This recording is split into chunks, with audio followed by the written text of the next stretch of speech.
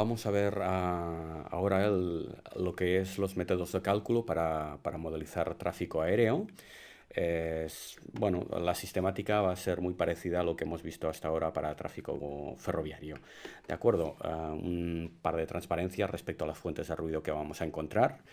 Dentro de los posibles subsistemas que genera un avión, el más importante, evidentemente, es los motores y las diferentes tipologías de motores. Aquí veis su espectro. Evidentemente, los que generan un mayor nivel son los jet. Y luego habría la parte más aerodinámica debido pues a todo el fuselaje y el propio avión bueno, que contacta con el aire, ¿no? A una velocidad importante. ¿De acuerdo?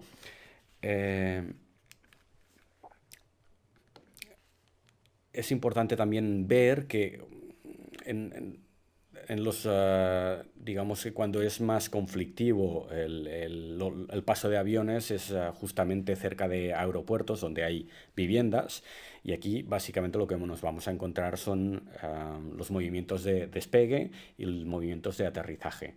¿De acuerdo? Una vez han llegado a una altura de una altura suficiente, pues bueno, el problema, podríamos decir, del tráfico aéreo es mínimo. Los problemas nos los encontramos en las grandes ciudades debido a que los aeropuertos están cerca de núcleos habitados.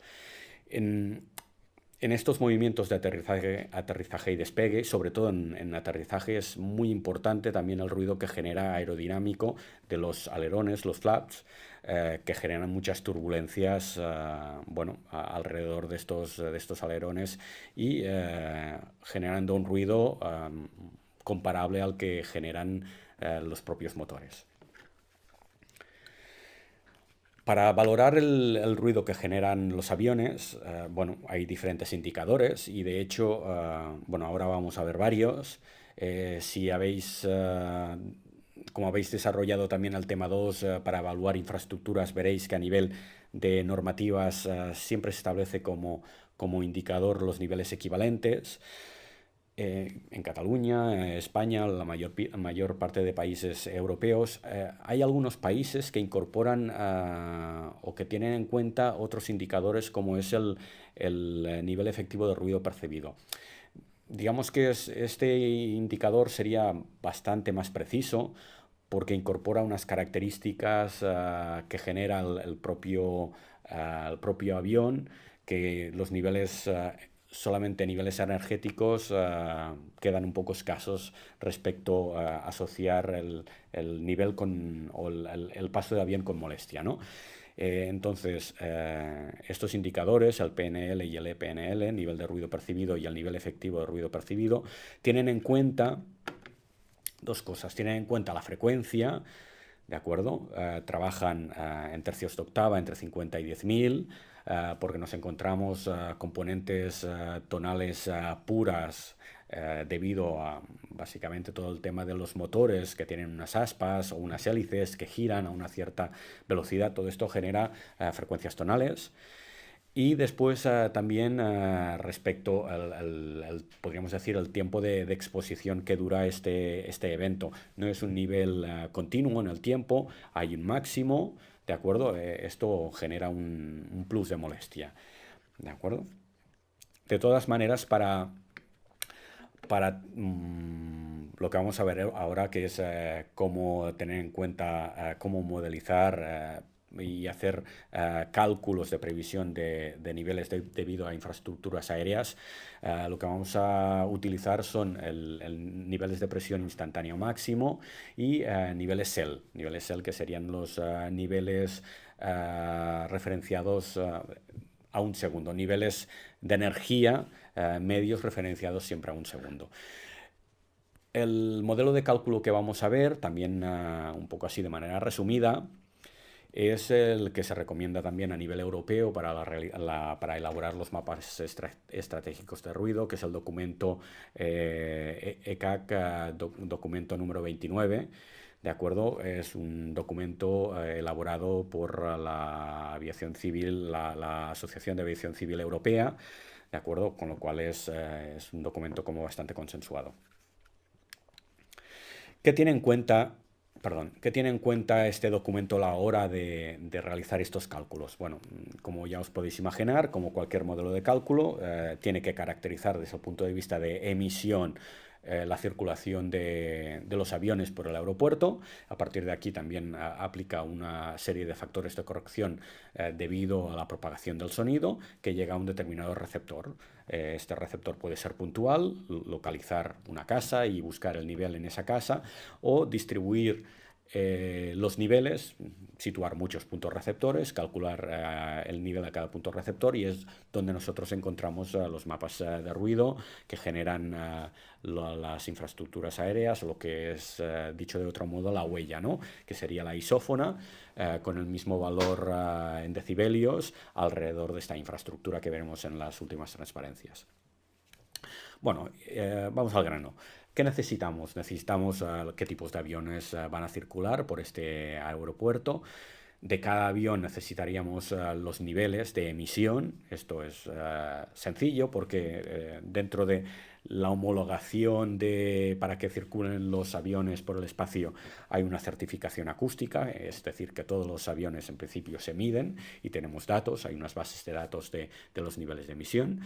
Las rutas, hay rutas predefinidas, un avión no sale del aeropuerto y hace lo que quiere. Tiene una ruta prefijada. Evidentemente esta ruta prefijada hay unas pequeñas variaciones en función de las condiciones meteorológicas, si son adversas o no, pueden haber configuraciones diferentes, pero bueno, más o menos están establecidas las configuraciones de salida, entrada, salida de estos aviones, ¿de acuerdo? De este aeropuerto.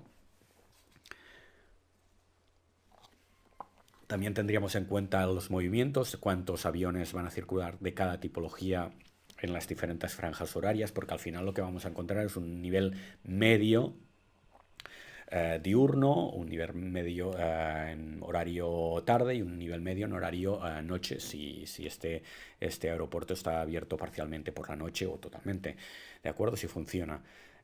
Con lo cual, al final, lo que voy a encontrar es niveles equivalentes. Si encuentro niveles equivalentes, no me interesa el nivel de un avión, sino de cuántos aviones pasan durante todo este periodo. Los datos operacionales de vuelo, ¿de acuerdo? Dentro de esta ruta de este avión, bueno, todo lo que es peso, potencia, velocidades es importante, las velocidades a las cuales circula este avión, porque genera más o menos ruido. Y la información del aeropuerto, evidentemente. Cuántas pistas hay, en qué configuraciones trabaja, ¿de acuerdo? Cuál es la capacidad, longitud, bueno, y evidentemente qué tiene en su entorno y las condiciones meteorológicas medias que tiene este aeropuerto. Bueno, respecto a los niveles de emisión o los niveles de emisión que generan los aviones unitariamente, como os he comentado, hay una certificación de las aeronaves. ¿De acuerdo? También sobre las aeronaves hay diferentes directivas europeas que lo que hacen es intentar con el tiempo que los aviones cada vez generen menos ruido. Hay a nivel europeo hay un organismo internacional que regula un poco todo lo que son diferentes aspectos, tanto de seguridad como de consumo, etcétera, y además hay la parte ambiental. Y dentro de la parte ambiental habría la parte acústica. Dentro de este anexo 16 encontraríamos los requisitos de cómo se hacen las medidas acústicas y qué datos al final se obtienen. Se hacen medidas, para certificar un avión se hacen medidas, en este caso tendríamos parte de la ficha de una Airbus A380 y vemos que hay diferentes niveles de ruido, ¿de acuerdo? Con diferentes movimientos. ¿Esto qué supone? Pues que se tienen que hacer medidas reales de este avión siguiendo una cierta configuración de entrada y salida. Lo que se hace es situar varios puntos de medida a una determinada distancia y se calculan los niveles de ruido que generan. A partir de aquí puedes calcular los EPNL, los niveles SEL, lo que quieras. ¿De acuerdo? la evolución histórica, bueno, lo que os comentaba, hay diferentes requisitos en función de la fabricación, del año de fabricación de este avión y evidentemente, como más nuevo, los requisitos son más restrictivos y los niveles de emisión son menores. De hecho, por ejemplo, los aviones anteriores al año 77, que son los que encontraríamos dentro del capítulo 2, dentro de la Unión Europea ya no pueden volar bueno, ni operar en los aeropuertos europeos. Dentro de la norma del documento este 29 que comentaba, encontraríamos una lista con diferentes aviones. Esto ya son modelos concretos y en qué capítulo se englobarían, ¿de acuerdo? De estos aviones. En función del modelo, aquí no hay las marcas, y tipo la descripción un poco del cuál es su propulsión. Bueno, entramos ya un poco más en el funcionamiento del modelo. Lo que vamos a necesitar desde el punto de vista de cálculo son o el SEL o los niveles máximos instantáneos que genera este avión a su paso en los movimientos de aterrizaje o despegue. ¿De acuerdo? Entonces, bueno, si tuviéramos aquí ahora cualquier programa, un software, seguramente lo podremos ver cuando hagamos la sesión de Canna y fuéramos a la base de datos que tiene de aviones, veríamos una serie de tablas. Estas tablas lo que hay es el nivel SEL, el nivel LA Max para diferentes aviones, ¿de acuerdo? Y a diferentes distancias. ¿Sí? Empiezan a 80 y hasta un umbral donde llegan los valores, podríamos decir, de emisión a 65 de LA Max o 70 de SEL. Estas tablas son las que utiliza luego el modelo para alimentar y hacer los cálculos de los niveles de emisión que genera una determinada tipología de avión. Bueno, entramos ya a ver unas cuantas fórmulas matemáticas. De entrada, estas tablas hacen referencia a unidades de tipologías de avión medidas en unas diferentes circunstancias de velocidad, ¿de acuerdo? A una cierta velocidad.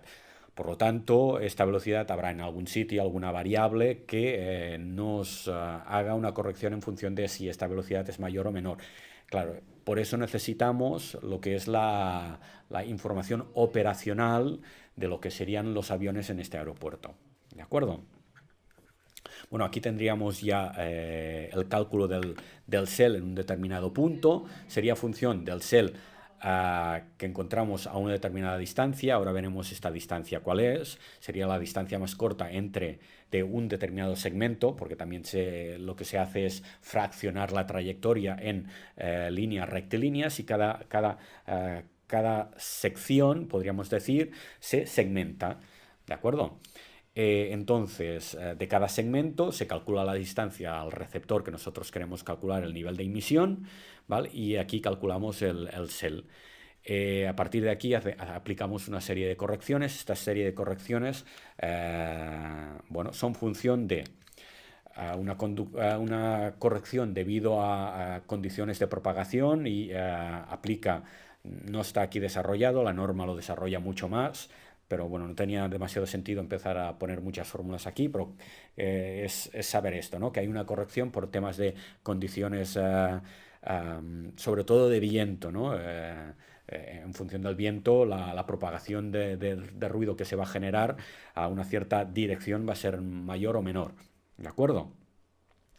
Una corrección también debido a la directividad de esta fuente de ruido, una corrección debido a la velocidad.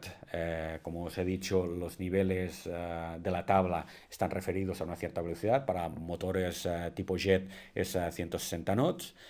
Si esta velocidad es diferente, tendremos que aplicar la corrección por velocidad. Una corrección por exposición, por el tiempo que el avión va a estar pasando, y una corrección también por la segmentación. ¿De acuerdo? Hablemos un poco de segmentación. Es decir, hemos hablado siempre básicamente dos operaciones, la operación de aterrizaje, la operación de despegue. En la operación de aterrizaje vamos a encontrar dos, podríamos decir, movimientos, que es la aproximación y el aterrizaje cuando está en pista. Mientras que cuando despega podemos encontrar lo que es la salida inicial, un tiempo en que el avión está más o menos estacionario acelerando y una ascensión final. Todos estos diferentes movimientos se asemejan a una línea recta, no una curva, porque dificultaría mucho más el cálculo. Y cada uno de estos podríamos decir, rectas, se segmenta a ver si hay una transparencia, bueno, se segmentan en diferentes longitudes y de cada uno de estos segmentos se calcula la distancia. De hecho, estos segmentos creo que son 3 metros y de cada segmento se calcula la distancia hasta el receptor. ¿De acuerdo? A partir de aquí, lo que hemos visto, bueno, el nivel equivalente, lo que será un sumatorio, ¿sí?, de todos los niveles SEL o LAE, que es lo mismo, corregidos, evidentemente, ¿de acuerdo? Y por el tiempo de evaluación, que sería la T grande, ¿sí?, el tiempo de referencia. Esto sería una fórmula, podríamos decir, genérica del nivel equivalente, de un nivel energético medio. Si estuviéramos hablando ya en particular del LDEN y el LNI, pues aquí dentro del tiempo de referencia tendríamos las 24 horas, del tiempo noche tendríamos únicamente el periodo noche, y dentro del cálculo del LDEN, pues tendríamos el número total de circulaciones por la noche, por el día y por la tarde, con sus correspondientes penalizaciones, ¿de acuerdo? Y bueno, la suma de las contribuciones para cada uno de estos periodos por separado. Bueno, finalmente lo que encontramos, lo que a nosotros nos interesa muchas veces es encontrar lo que se llama la huella acústica, ¿no? Esto evidentemente, la potencia de cálculo es brutal lo que se necesita y lo que se hace es utilizar software informático, ya sea un poco hecho a medida o casas comerciales que distribuyen estos modelos que, como veis, son públicos, porque tenéis también el modelo, el documento 29 colgado en la carpeta de documentación adicional. Totalmente veréis todo el desarrollo y veamos las diferentes isófonas, bueno, y la afectación sobre el territorio de la utilización de este aeropuerto, evidentemente con unas condiciones meteorológicas concretas, con unas condiciones de funcionamiento de trayectorias y de lo que se llaman vías de entrada-salida, configuraciones, y evidentemente con un dimensionado del número de movimientos que hay por este aeropuerto. Evidentemente se pueden hacer ampliaciones futuras y ver qué sucedería con ampliaciones, o ver cómo crecerá este aeropuerto y su impacto a X años vista, ¿no? Y ver, bueno, si puede llegar a su capacidad real, bueno, se tienen que aplicar medidas correctoras. ¿De acuerdo? Uy. Un par de casos particulares, y creo que era importante resaltar, esto funciona para aviones que se muevan, evidentemente. Muchas veces en tierra también se hacen trabajos de mantenimiento, trabajos de reparación, pruebas. Todo esto, el modelo del que hemos visto ahora no lo contempla. Si tuviéramos que hacer algún cálculo de los niveles de emisión que genera un avión en tierra, en trabajos de mantenimiento, por ejemplo, bueno, lo tendríamos que trabajar como una fuente puntual, evidentemente con unos determinados niveles de emisión, con unos determinada directividad de esta fuente de ruido, pero bueno, aplicando más bien la ISO 9613. Y tampoco funciona para helipuertos. Los helicópteros son muy particulares. estamos hablando de un tipo de fuente que ya no tiene que ver con una salida, con un ruido aerodinámico más al tema propulsión. Aquí es más un ruido del rotor, bueno, hace mover unas aspas. Evidentemente aquí también puede haber una contribución tonal importante. Lo que he visto yo es, bueno, en primer lugar no se puede utilizar el modelo que hemos visto, y aquí ya se utilizan sistemas más artesanales para caracterizar el ruido de estos helicópteros. También se utilizan niveles máximos o niveles SEL, pero luego ya es trabajar con el número de movimientos que hace, evidentemente también la trayectoria, y muchas veces es rectilínea, ¿de acuerdo? La cual cosa simplifica el problema. Y aquí ya se utilizan, como he dicho, sistemas más rudimentarios para hacer el cálculo. ¿De acuerdo? Muy bien, pues hasta aquí la sesión de métodos de cálculo, en este caso para tráfico aéreo.